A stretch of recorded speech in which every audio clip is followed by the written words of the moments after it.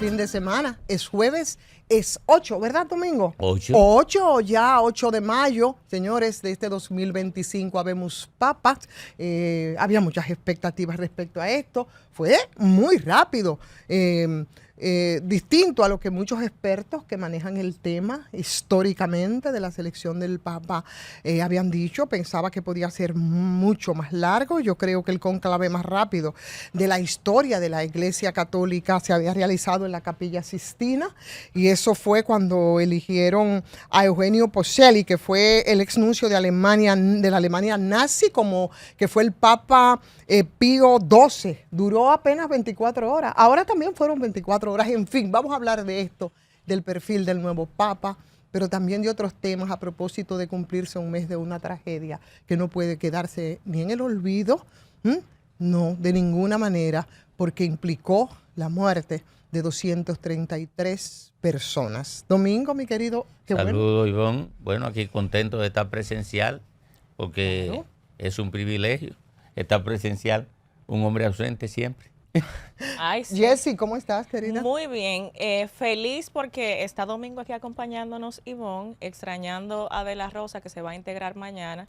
Recordarle a la audiencia que pueden establecer contacto con nosotros a través de las líneas telefónicas que se presentan en pantalla y que pueden seguir todos los contenidos a través de Panorama FM. Usted pone Panorama FM a través de YouTube y puede ver el live y dejarnos sus comentarios y sus mensajitos por esa vía. Y por supuesto, cada corte, cada comentario que se establece en este y todos los espacios de Grupo Panorama, pues puede verlos en Instagram, Panorama_DO.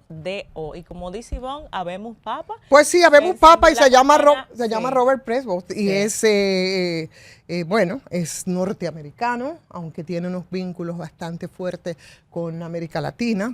Es del entorno, por lo menos fue nombrado en 2023 por los cardenales, que en su 80% fueron nombrados los nuevos cardenales por el Papa Francisco.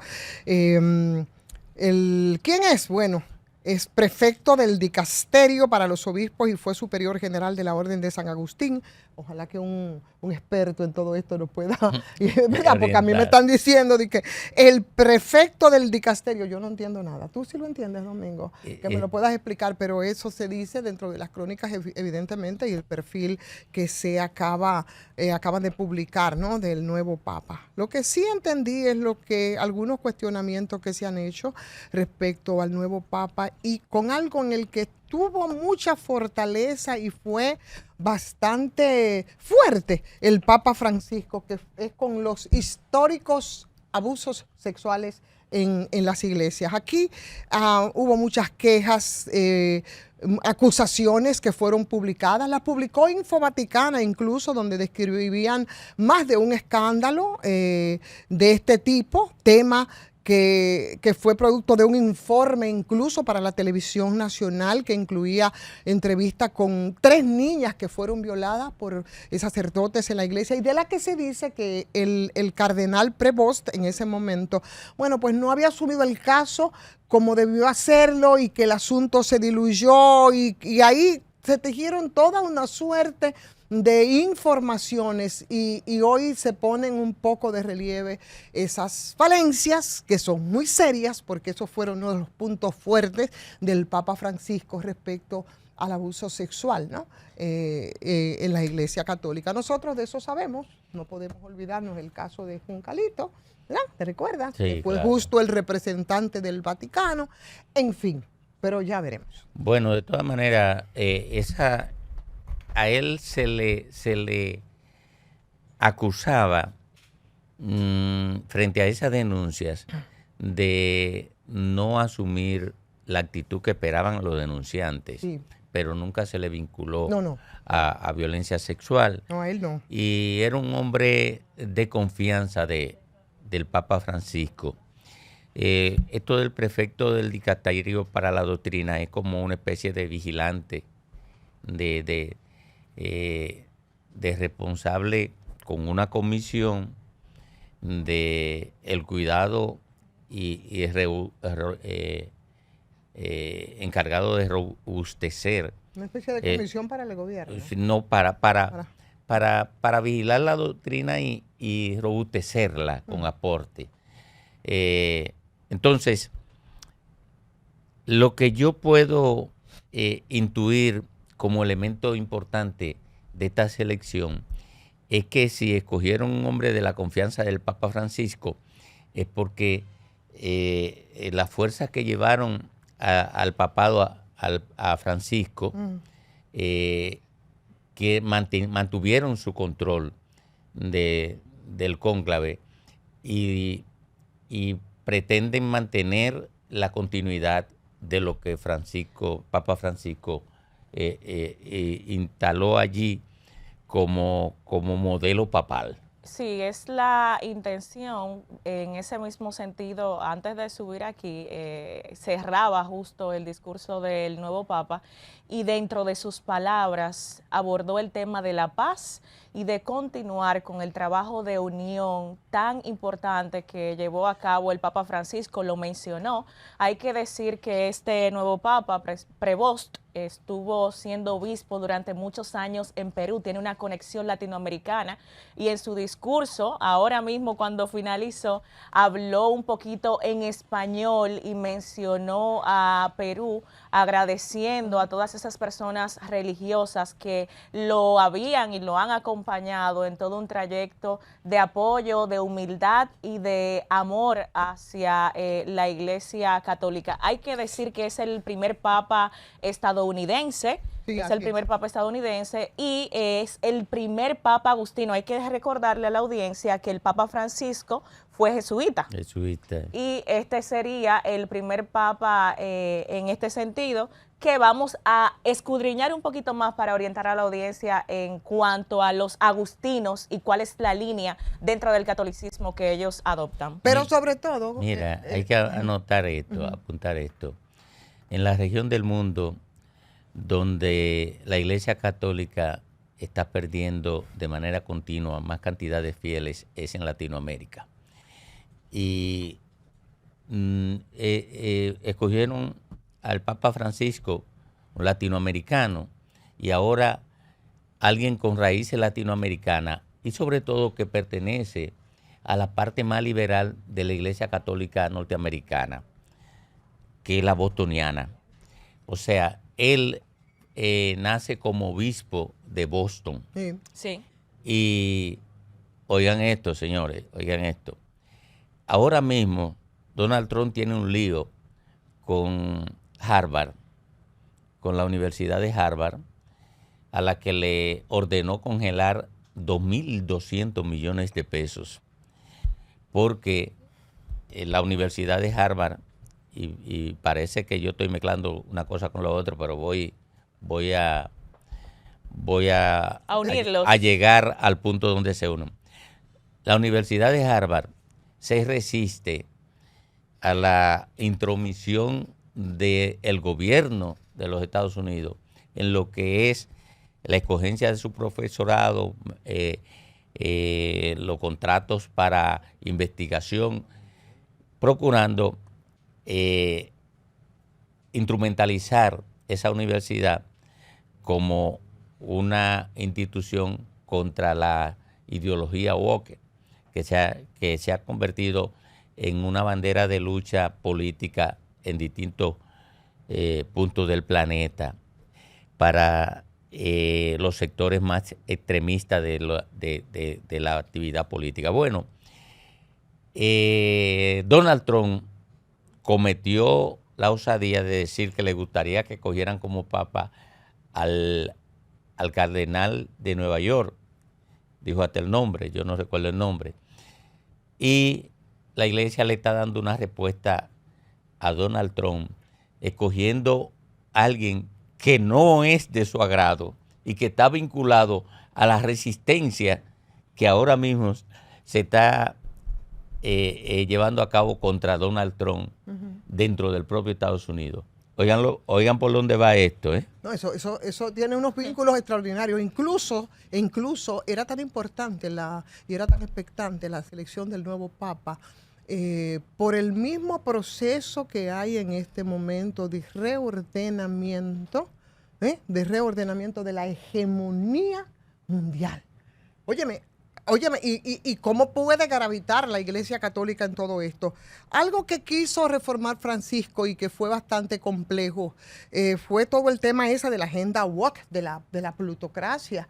Y tuvo muchos enfrentamientos. Y escuchaba en algún momento, había dicho el dominico brasileño Frei Beto, que tú conoces, había descrito la posición tan compleja del Papa Francisco como una cabeza progresista, porque aquí había una especie de gravitación entre el progresismo y el liberalismo y el conservadurismo en la selección del Papa, por lo que fue precisamente la gestión de Francisco al frente de un organismo tan conservador como ha sido la Iglesia Católica dentro del purpurado, tradicionalista, supremacista, como el mismo estadounidense Raymond Burke. Es claro que sí, un ultraconservador de la Liga del Norte y otros como que se mencionaban también. Entonces, eso era de las cosas que se estaban jugando aquí. Por eso había muchas esperanzas en el sentido de que el Papa Francisco, dentro de todos los desafíos que tuvo, yo no creo que fue por casualidad que hizo ese cambio en el cuerpo cardenalicio, y el 80% con algunas limitaciones, algunos respondían a esa línea más progresista, desafiante para romper con con muchas de esas tradiciones ultraconservadoras de la Iglesia Católica, darle más apertura. Se dice que eso pasa con el nuevo Papa, aunque es más reservado respecto a la agenda LGBT, Él no será tan abierto como Francisco, pero obviamente que la continuidad de ese papado, los perfiles y los enfoques hacia dónde están encaminadas sus acciones prioritarias. Yo creo que América Latina, en términos general, pero América Latina se estará en el centro de acción de este papado. Sí. Eso, y será una transición entre los extremistas de derecha y los extremistas de izquierda, procurando, y el mundo va en camino de eso. Sí. El mundo va en camino de procurar un punto de encuentro entre los sectores más tolerantes de las extremas, tanto de las extremas eclesiásticas, en el pensamiento eclesiástico, en el ejercicio eclesiástico, como las extremas políticas. No es casual, miren, ojalá y pudiéramos hacer un ejercicio sobre esto. Miren, no es casual que China, que da un giro hacia el capitalismo, pero manteniendo el ideario de justicia social socialista, y Rusia, que gira al capitalismo, abandonando todo ideario de justicia social socialista, pasen a ocupar un rol protagónico en lo que es el ordenamiento mundial, hasta el punto de que yo no lo veo así, pero hay muchas teorías en lo que es la construcción del pensamiento actual, desde el ámbito filosófico, del ámbito sociológico, del ámbito político, que plantean el surgimiento de un nuevo líder mundial, China, pronosticando el declive hacia la desaparición del protagonismo, del hegemonismo norteamericano. Claro. Eso ya se ve, y obviamente el esquema ideológico sobre el que se sustenta la Iglesia Católica tiene que modificarse y distanciarse de alguna manera de la incondicionalidad que presentaban frente a los centros de poder que se construyeron después de la Segunda Guerra Mundial, encabezado por los Estados Unidos.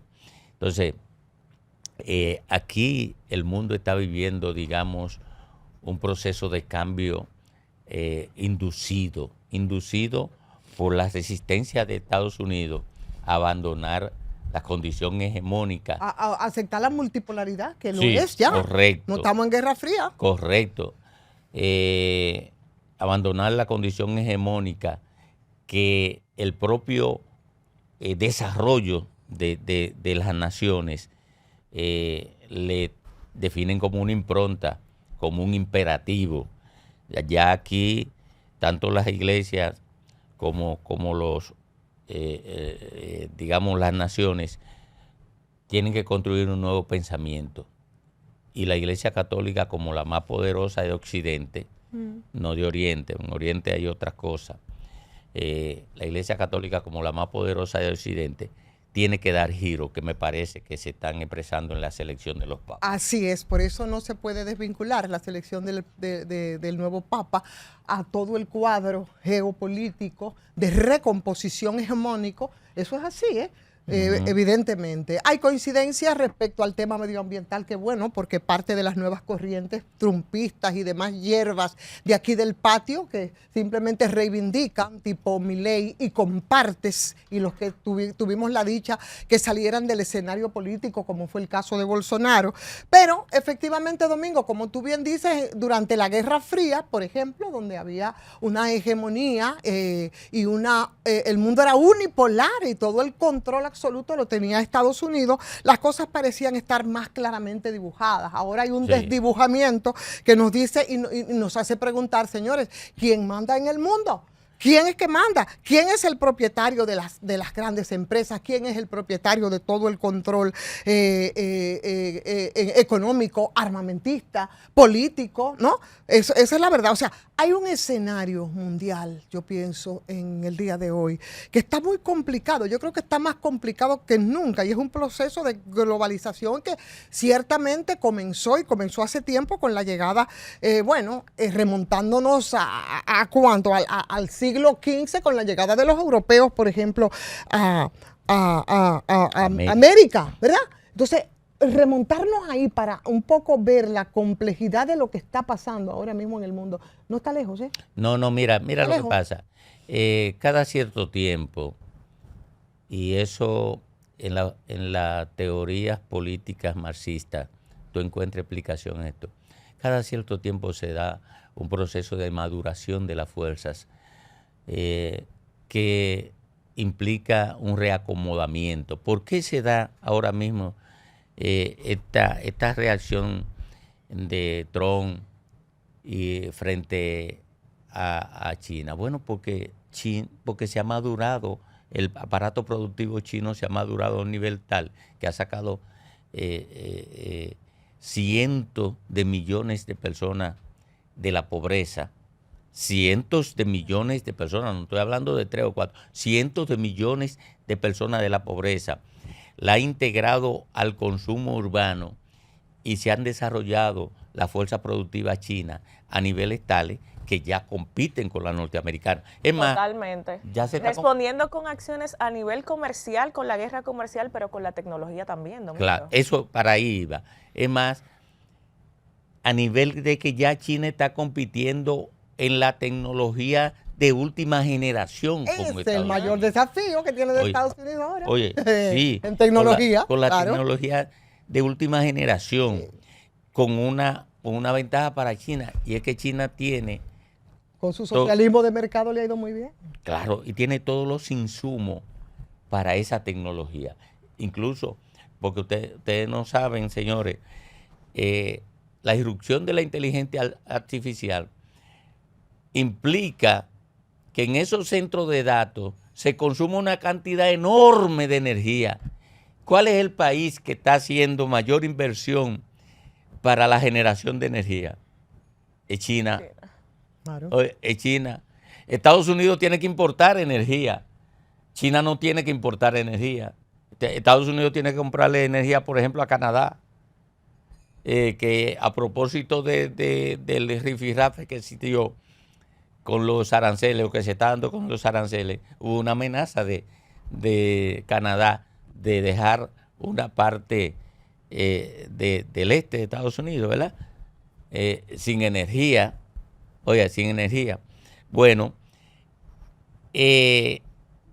aquí Estados Unidos tiene como, en la administración Trump, tiene como única alternativa para la generación de energía el petróleo, porque Trump no cree en la energía alternativa, no cree en la protección medioambiental, no cree en nada de eso. China ahora mismo está tratando, construyó la presa de la Tres Gargantas, la represa de la Tres Gargantas, la generadora hidroeléctrica de la Tres Gargantas, y ya está planteando construir una superior a la de la Tres Gargantas. Está planteando... Porque está apostando al futuro. Pero la nueva ruta de la seda, por ejemplo, que es un gran desafío y que eso ha vuelto loco, por ejemplo, a Estados Unidos lo ha vuelto loco. Pero tú sabes por qué lo vuelve loco. Diga por qué lo vuelve loco. Porque la nueva ruta de la seda plantea un esquema de integración. Oye, un esquema totalmente de integración que le generaría un poder a China al que Estados Unidos le tiene pavor. Pero pánico, eso sí es verdad. Y si tú lo confluye todo eso con el tema de los BRICS, entonces imagínate usted, respecto a lo que pasa con todos estos países, se habla mucho sobre las perspectivas propuestas desde el socialismo como escenario posible, que no parece lo más cercano, no lo parece, no lo es. Pero China, hay un nuevo socialismo. Pero China, nada más ahí te digo, China con ese planteo, que era lo que te refería ahorita, pero que tan singular con el tema del socialismo de mercado, yo creo que ha obtenido éxitos grandiosos, muy buenos, pasando por Estados Unidos como la superpotencia dominante. Oye, lo expresa lo que está ocurriendo ahora. Claro. Porque lo que está ocurriendo ahora ocurrió cuando los Estados Unidos comenzaron a sustituir a Gran Bretaña como el imperio mundial del siglo XX, o sea, esos procesos, y cuando los británicos comenzaron a sustituir el Imperio Otomano. Claro. Eso es normal. Lo que estamos viviendo nosotros es el proceso de sustitución de un imperio. Claro, así es. Y viendo una Europa más vieja que nunca, menos arrogante, casi arrodillada, muy neutralizada, porque la balanza se inclinó mucho por la gran potencia. Yo creo que está bastante interesante y nada que tenga que ver con la geoestrategia y la geopolítica puede desvincularse precisamente de ese proceso de recomposición importante en estos momentos que a nosotros nos está tocando ver y vivir. Nos tenemos que ir a la pausa, Domingo. Bueno, hay que pausar. Y tenemos que hablar con la gente, porque, vuelvo yo digo, esto no es por casualidad que se habla de panorama con el pueblo, Jessy, no, es real. Así es que, ¿qué tú crees? ¿No vamos a la pausa? No vamos a la pausa. Me encantaría felicitar de corazón a Michael Monegro, ¿verdad? Michael Monegro es redactor del periódico Panorama Impreso, y en la 6ª entrega de los premios World Vision de periodismo sobre los temas de la niñez, la vulnerabilidad de la niñez o periodismo por la niñez, con un trabajo maravilloso sobre el autismo, pues fue el ganador en la categoría, en el renglón de prensa escrita, nuestro querido Michael Monegro, a quien queremos felicitar, de verdad, un exquisito redactor del periodismo en profundidad. Y, óyeme, ha sido reconocido. Sí, Ivonne, felicitar a nuestro compañero. El reportaje que hizo hace un llamado y anota la realidad de los niños dentro del espectro autista en el país, y justamente dentro de todas esas informaciones que arroja el reportaje, él mencionaba que en el censo que se hizo en el pasado año 2022, ni siquiera ese espectro se tomó en cuenta para proponer políticas públicas que puedan ir en apoyo a estas personas que están dentro del espectro autista y que por ende necesitan una educación especial. Y hay que decir, señores, que hasta centros educativos de este país excluyen a personas que están dentro del espectro, y todo lo contrario, se deberían desarrollar acciones que puedan tomar en cuenta a estas personas que también son seres humanos y que tienen los mismos derechos que nosotros. ¿Por qué excluirlos? Bueno, pero no solamente se trata de que los excluyan, es que tampoco tienen las herramientas que debería, porque eso es un tema de Estado, para dar el tratamiento adecuado en términos de educación a los niños que están dentro del espectro autista. Vamos a recordarle, Jessy, también a los oyentes que ya estamos aquí y vamos a conversar con ellos. La línea de contacto es 809-472-9696. Hay una línea que es internacional y es increíble, Domingo, la audiencia que nosotros tenemos en Nueva York, en New Jersey, y me he dado cuenta en el poquito tiempo que llevamos aquí con las llamadas y la retroalimentación que tenemos desde allá. Pues mire, 1-833-706-8434. Y ya de una vez la gente llamando. Por supuesto que sí. Buenas tardes. Buenas tardes. Sí, buenas tardes, ¿cómo se sienten? Estamos bien. Buenas tardes, adelante. Mi hermano Domingo, un placer escucharlo, rehabilitado. Gracias, Jorge gracias. Beltré de este lado. Gracias. Domingo, ¿tú sabías que la guerra arancelaria que tiene Donald Trump en el mundo es producto de eso que tú estás diciendo, de la hegemonía china a nivel comercial? Sí, esa guerra arancelaria él no la está instruyendo, Domingo, de que para que eso se quede ahí. No, eso es para negociar. Sí, pero no le ha salido, no le ha salido fácil, ¿eh? Oye, eso es para ir país por país a negociar. No, pero lo que ha ocurrido es lo siguiente. Oye, hermano, lo que ha ocurrido es lo siguiente, que esos países y China se han negociado por atrás. O sea, no, por eso es que andan huyendo. O sea, puede salirle el tiro por la culata a Donald Trump. Sí, a Donald Trump. ¿Sabe una cosa? Es que durante, usted sabe, Domingo, déjeme darle ese dato. Usted recuerda que mientras duró, ¿cuántos años fueron que duró Estados Unidos en Pakistán? En Pakistán, casi 20 años. En esos 20 años, mira, como China avanzó aquí en América Latina, fue una cosa increíble. Después tuvieron que venir muy mal, con el rabito entre las piernas y reconociendo la derrota a Estados Unidos, pero parece que no le dejó muy buen negocio, porque era el negocio de la droga, el negocio del opio. No, lo que pasa, Ivonne, es que cada vez que Estados Unidos se dedicó a la economía de la guerra, mientras tanto China se dedicó a la economía del comercio. ¿Tú entiendes? Entonces, en la economía de la guerra, Estados Unidos lo que hacía era que gastaba. China lo que hacía era que recuperaba recursos.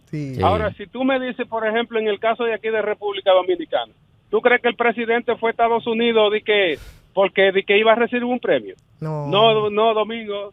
Lo llamaron porque vino el canciller ruso aquí. Sí. Bueno, yo creo que eso estaba.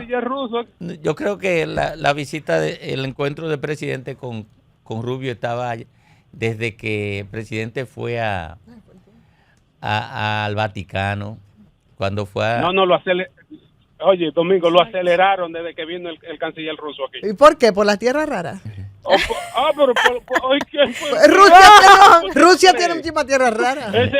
La tierra rara, Pero, y tú sabes cuál va a ser la fuente donde agarrar a todos los países y echárselo en un bolsillo. Claro. Es con la tierra rara. Así es. El país que no cuente con ese instrumento de desarrollo, no vas a poder progresar en el mundo. Bueno, eso es verdad. Felicidades, abrazos, saludos a Ambioris Vice en Nueva York, que nos reporta su audiencia.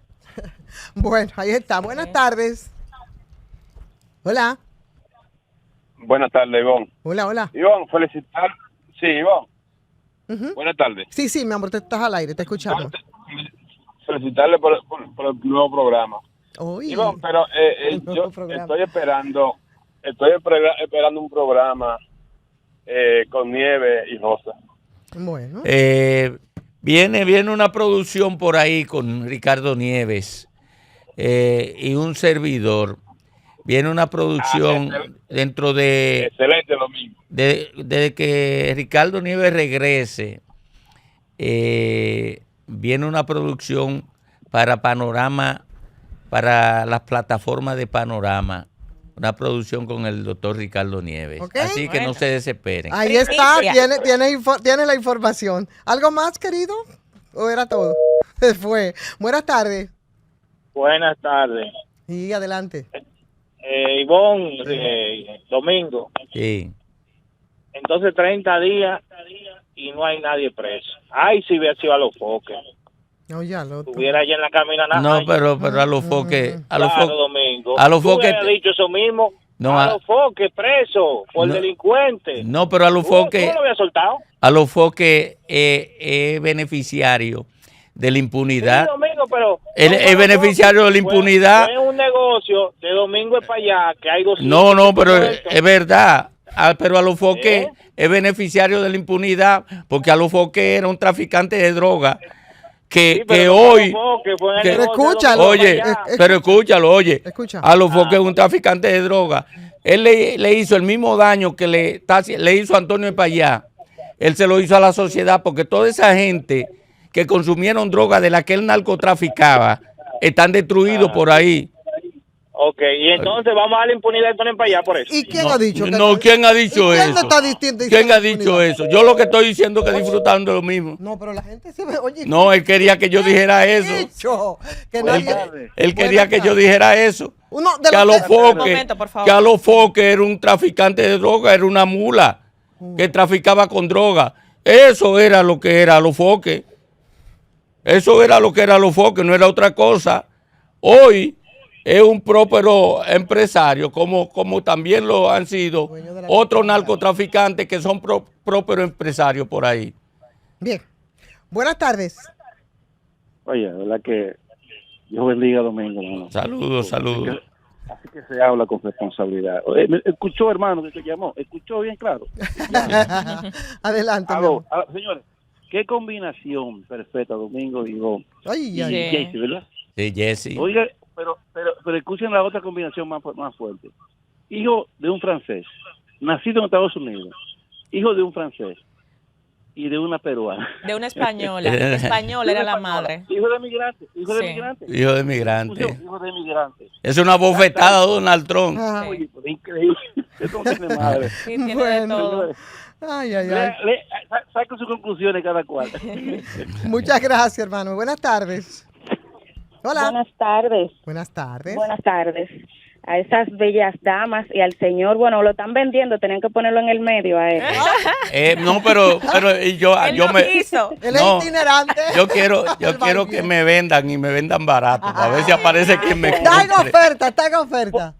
Bueno, miren, estuve viendo un comunicado de que Salud Pública nos recuerda el llamado a la prevención del cáncer de ovario, hoy Día Mundial del mismo. Decirle a las mujeres que acudamos a nuestros chequeos, que en ocasiones no presentamos síntomas y que lo recomendable es la prevención, detectar cualquier anomalía a tiempo, y así como nosotros sacamos el tiempo para ir al salón, a donde sea, hay que también sacarlo para los chequeos. Pasen feliz resto de la tarde. Muy bien, muchísimas gracias. Aunque no les vale a las mujeres de ahí de Cotuí con la contaminación que impacta mucho en términos del cáncer cérvico-uterino, ir al médico, se necesita más que eso. Buenas tardes, mi querido.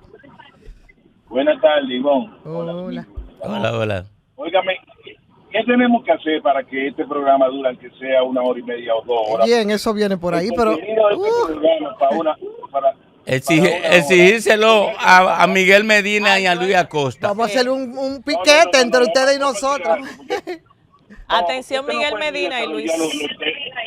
Ustedes no pueden desarrollar el tema bien por 1 horita, no, hay que hacer algo. Ahí está, muchas gracias. Empiecen ustedes a protestar, que nosotros reforzamos aquí. Sí, no, es una protesta eso. Muchas gracias. Buenas tardes. Buenas tardes. Buenas tardes. Sí. ¿Cómo está? Por aquí desde el lado de la Toli de Pantoja. Hola, Toli.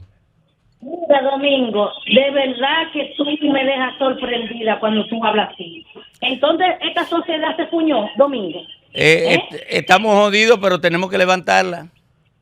No, ¿y con qué, Domingo? Mira, Domingo. Ajá, y usted, y yo, y con nosotros. Ajá. No, ¿tú crees que bastamos con... Pero por supuesto, somos más. No le quepa la menor duda. Claro que sí. Mira, Ivonne, yo estoy feliz porque hay papa. Porque yo soy muy católica. Sí. Estoy feliz. Porque Dios nos mandó una persona aparentemente humilde y que una el mundo, porque el mundo está al revés. Ya se ha perdido el amor al prójimo, a su vecino, a su papá, a su mamá. Yo estoy contenta por eso, pero cuando...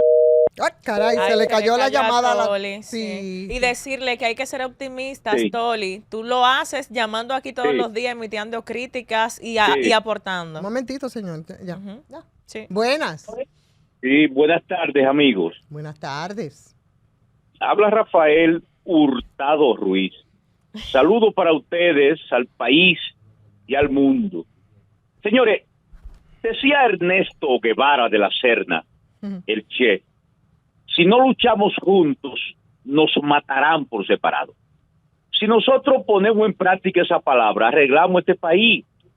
Fíjate que a estos gobiernos como este le interesa que la persona esté drogada, que la persona esté convertida al evangelio, por ejemplo. Porque fíjate, la Iglesia Católica ha sido cercenada, que fue la que nos dio origen. Aquí cuando existía de manera general el catolicismo, la gente era más sano, más humilde, vivía en familia. Cuando entró la transculturización conjuntamente con la conversión al evangelio, la conversión al evangelio yo me he dado cuenta que es una droga. Aquí hay personas que se convierten al evangelio porque son pobres, porque no estudian, porque ya no tienen nada que hacer, pero entonces se convierten en malos ciudadanos. Aquí hay pastores evangélicos que después que han caído presos, después que han robado, después que han matado, se han convertido y entonces engañan a los otros con un llamado diezmo. Nosotros tenemos que analizar todo eso, porque si no lo analizamos, entonces a uno lo coartan, porque yo estoy llamando ahí, porque yo sé que Domingo Páez y ustedes siempre le permiten a uno discernir, y no, mire, esto y lo cierran, porque no dejan que la ciudadanía, la persona que tiene bien puesto el cerebro, se exprese. Esos mensajes le lleguen. Claro. La Iglesia Católica, usted pasa por una Iglesia Católica y hay 2 o 3. Si pasa por una evangélica, hay muchísima gente y haciendo ruido, tocando una música altísima, molestando, pero en el fondo Dios no está en esos corazones. Dios sabe qué yo pienso ahora mismo, dónde estoy. Dejémoslo. Entonces, dele un chance, que tenemos muchas llamadas. Deme una versión más corta. Esa es una droga. Esa es otra droga como esa que la gente consume, cualquier otra. Bien. Mire, y muchas gracias. Ivonne, ahí por respeto, porque soy cristiana y usted llama y escucha. Escoja un centro cristiano que hable de espiritualidad de manera responsable y que abogue por la Biblia, porque soy una persona que se congrega en un centro cristiano, que se hacen alabanzas a eso que usted le llama ruido, que producen sanación, que la gente le llegue esperanza a los creyentes de Dios, y cada quien con lo suyo, por supuesto, y hay que respetarlo, pero no todas son así. Lo que hay es que saber a cuál centro cristiano usted se va a congregar y cuál es la historia de ese pastor, porque hay muchos sacándole provecho, pero hay otros que sí realmente están ahí como profetas, tocando a muchas personas y sanando a través del Espíritu Santo. No todas comprometen la contaminación sónica, ¿verdad? Así es. Y crean las condiciones para que eso no ocurra. Se crean los espacios. Así es. Señores, decirles nada más, Domingo, para que no, así, muy rápidamente, a propósito del amiguito que llamó, un mes, 136 huérfanos, personas que nunca más van a ver a sus padres, huérfanos de padre y madre, van a crecer sin ellos. Señores, 233 personas muertas juntas en un mismo sitio. Y ni un preso. Óyeme, en medio de una fiesta, 200 sobrevivientes, muchos con lesiones que van a ser permanentes. Y ni un preso. Y ni un preso. Entonces, justicia dominicana prácticamente inmovilizada, acostumbrada a proteger a los poderosos, por supuesto.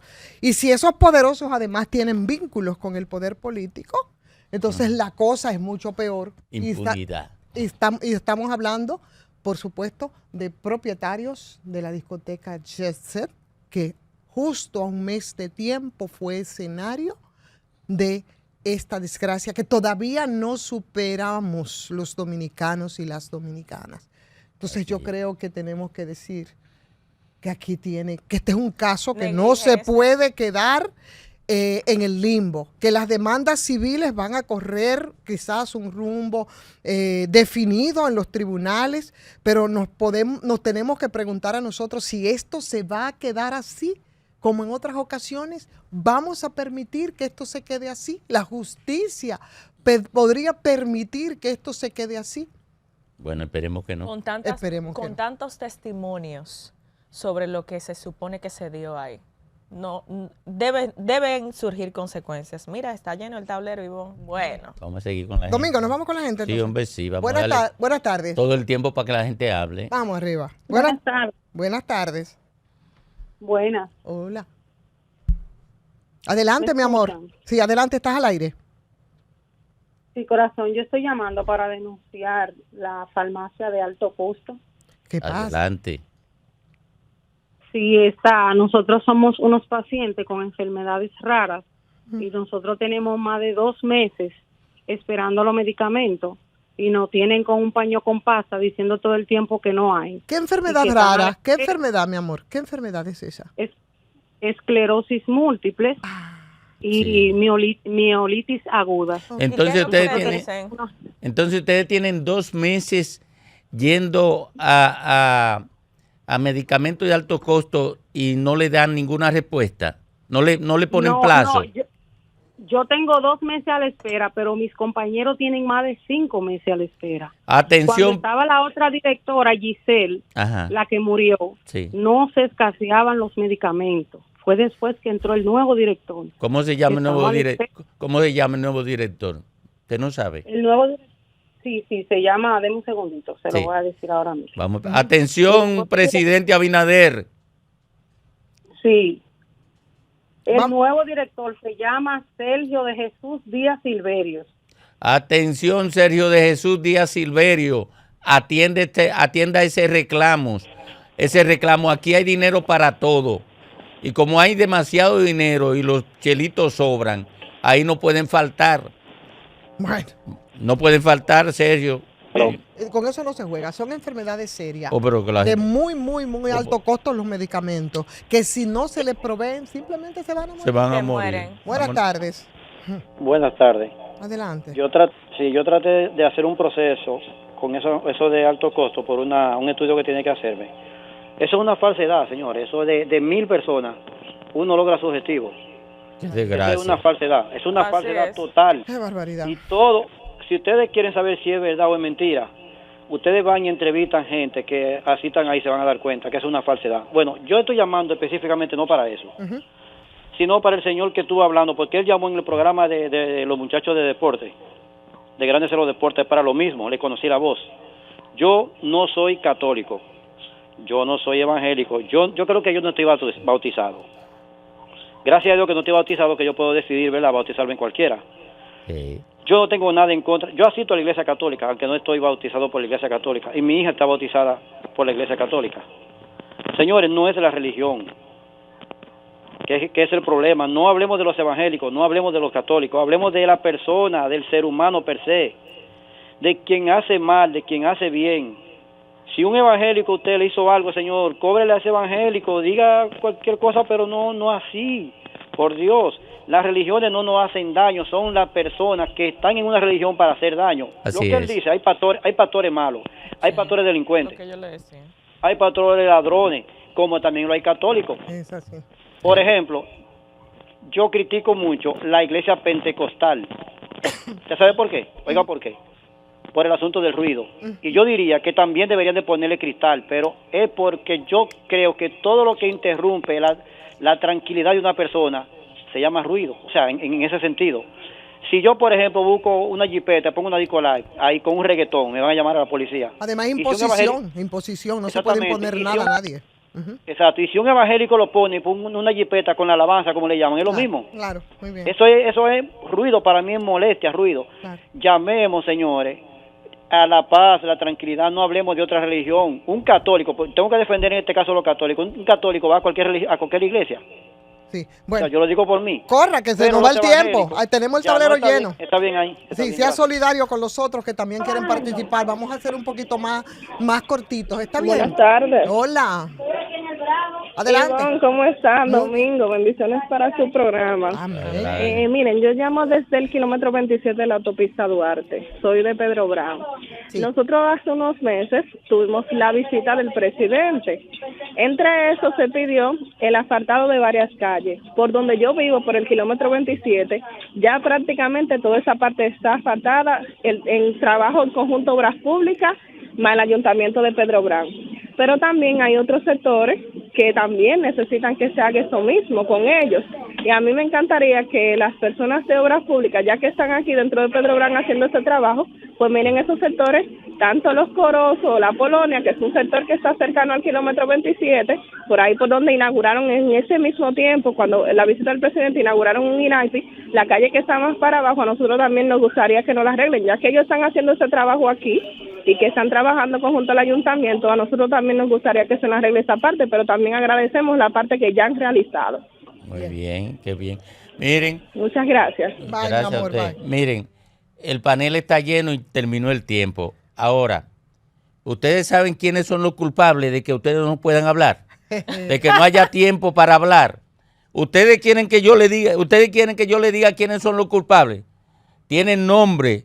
Uno se llama Miguel Medina y otro Luis Acosta.